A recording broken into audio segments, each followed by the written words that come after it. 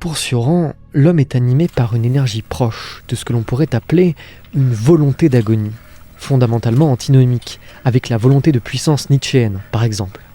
Celle-ci, la volonté d'agonie, procède du caractère tragique et fini de toute vie. En effet, toute vie tend inlassablement vers sa propre finitude, dans un mouvement d'entropie inarrêtable. Or, pour Sioran, la plupart des hommes sont assez moyens et ne peuvent supporter cette réalité sous-jacente. Alors, ils l'habillent, font tout pour ne pas la regarder, inventent un après, un arrière-monde, ne regardent jamais la mort ou se rassurent à son sujet, etc., etc.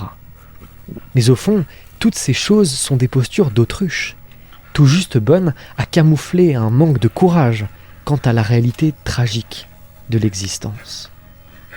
Alors, que voit l'agonisant qui arrête de s'illusionner, qu'aperçoit celui qui regarde le gouffre humain en face?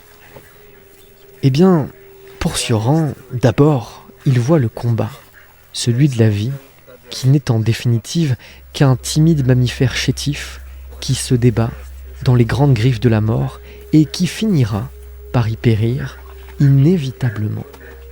Il voit donc la vie pour ce qu'elle est, un interstice que l'on prend pour notre tout alors qu'il n'est rien. Ensuite, il comprend que seuls sont heureux ceux qui ne pensent jamais. Et donc que seuls ceux qui acceptent leur propre agonie deviennent des penseurs entiers, de véritables penseurs.